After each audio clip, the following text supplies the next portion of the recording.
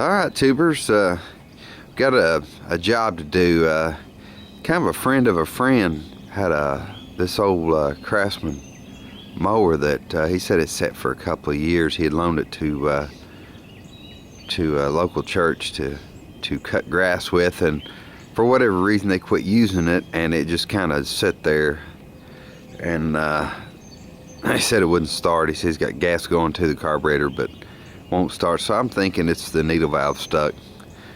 Let's just go ahead and pop the hood on it here, take a look at it.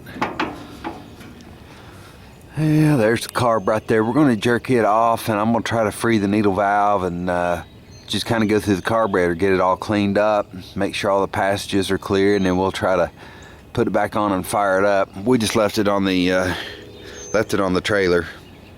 Be easier that way instead of loading it and unloading it. So we'll see if we can get it running for him today. Alright, gang, let's get into this thing. We got the air filter off. Just keep my screws and stuff in this magnetic tray so I don't lose those. This is exactly why I have my old rusty toolbox. Wish I had a nice big garage to keep where I could have just pulled it in, but I don't have that right now. Maybe one day. We'll see if we can get this air cleaner base off of it here, and we'll get right into it. Alright, tubers, got the fuel line off of it. And I'm getting the bolts that hold the carb to the intake out here. There we go. There's our carb. It's a little dirty, but we'll fix that. We'll get it inside and get her cleaned up.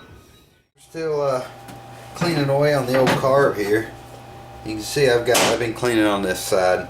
The reason I want to clean the outside first is kind of for obvious reasons, I guess you say. When I take it apart, I don't want to be dropping this stuff down inside there. So I definitely want to get everything off that I can get off. You know, the big stuff, and then I've just been going over it with a little wire brush, you know, trying to get the stuff that doesn't come off real easy. Get that stuff off of it. I don't believe this is going to require actually soaking it in carburetor cleaner most of the time. You know, it's from my experience anyway with different things, it's been the float sticking, you know, and it'll either not let any fuel in to where it'll run, or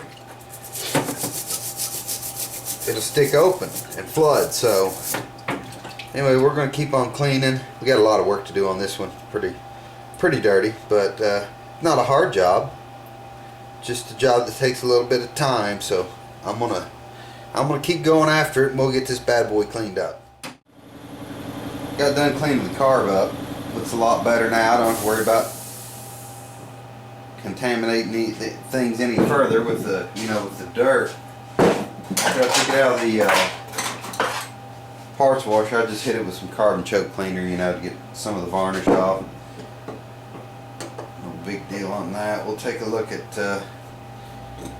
inside of it now and see what she looks like.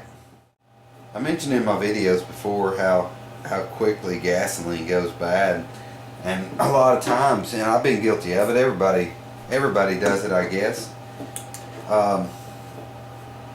Just kind of at the end of the grass cutting season, or whatever, if you're cutting firewood and it's a chainsaw, whatever the case may be, you just let it sit with the old gas in it instead of draining the bowl, and it's murder on parts in the carburetor, whatever, when they sit with that old gas in them. Bad deal.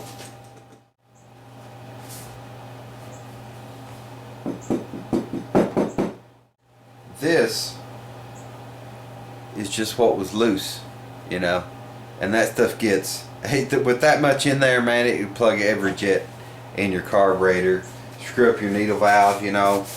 If a piece got that up in between the needle valve in the seat, then your float it wouldn't close right or whatever. But at any rate, what I've got to do, now some of these jets aren't removable, but like I can blow through this one. There's no way to get it out of there, but I can blow through it with some carb cleaner and follow up with some air. I'm going to take the float off of it, make sure it's not leaking anywhere, because these will fill up with gas and sink. The needle valve, got it freed up, but we're going to take it out, check the needle valve itself, check the seat, and I got to get this bolt out of here. There's a jet right here, right down in there. I don't know if you can see it or not, but you got to get that bolt out to get to that jet. This one, I started taking it out. I take as many as I can out, but sometimes if someone's been into a carburetor before, they'll use the wrong size screwdriver and just pull the head right off that, and then you can't get them out sometimes. Like Farmall, he was on his ZH, that old ZH Briggs and Stratton.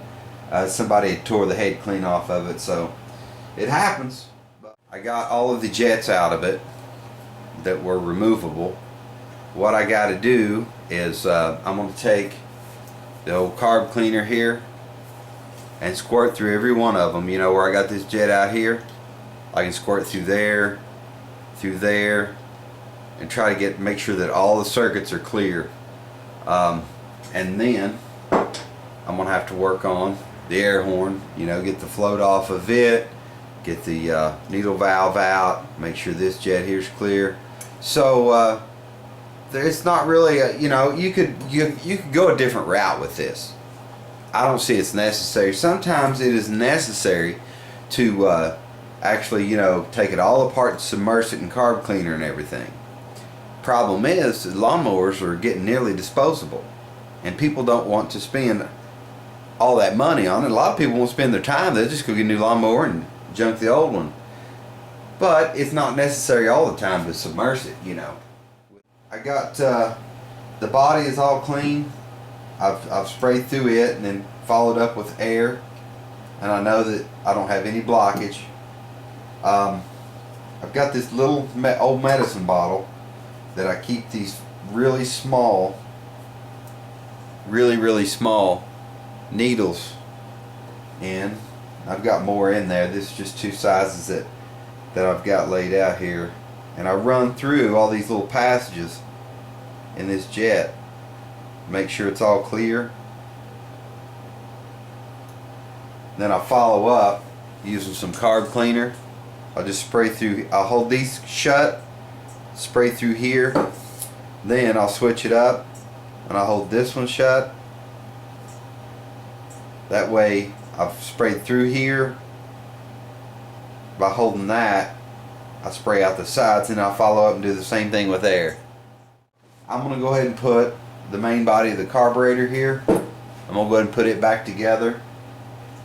You know, get my jets in it, and then the bolt that goes in here.